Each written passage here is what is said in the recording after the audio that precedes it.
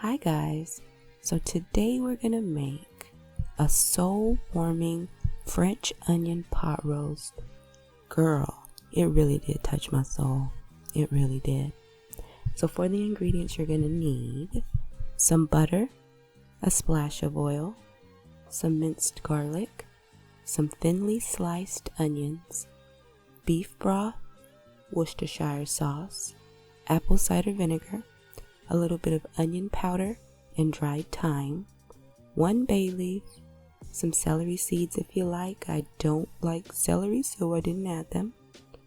A little bit of sugar, some cornstarch, and water. Now as for my meat, I'm using a 2-pound chuck roast. You want to make sure you generously season it with salt and pepper on both sides.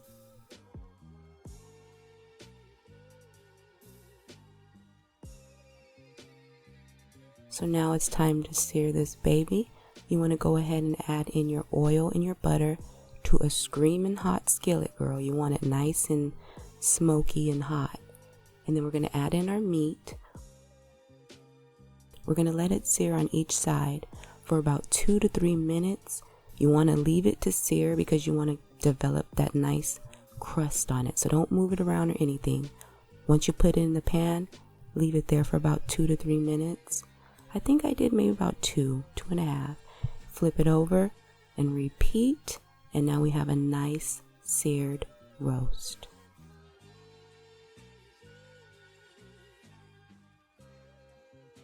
So now I'm going to remove the roast and set it aside. I'm going to go ahead and saute my onions in the juice and the oils left from the roast. You don't have to take this step. This is just an extra step for added flavor.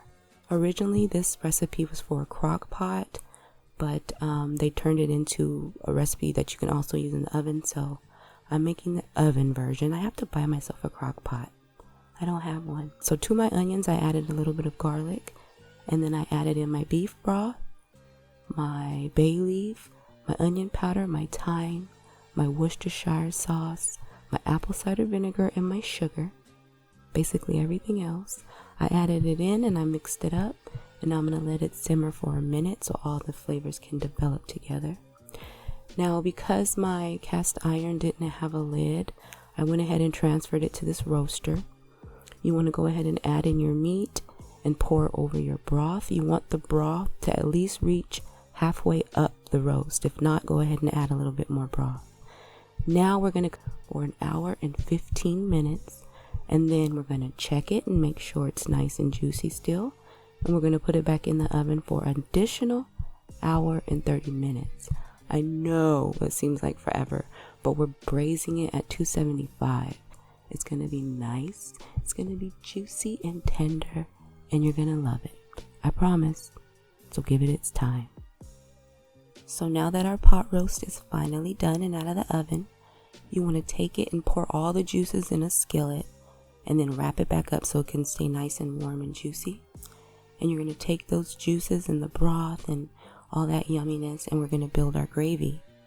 So you're going to go ahead and slowly stir in the cornstarch and water mixture that's left. You want to slowly stir it in and stir while you're doing it so you can make sure you reach the consistency you want. Don't just throw it all in there at once because it might be a little bit too thick for you. So here I'm plating. Yes, this is some instant mashed potatoes. After doing all that, I didn't feel like making homemade mashed potatoes. Okay, so here we are. I'm just topping these lovely, delicious instant mashed potatoes with the roast, and then I'm going to add a little bit of gravy. You guys, it really did touch my soul. It needed a little bit more seasoning, so next time I'll do that, but it was really good. Yum.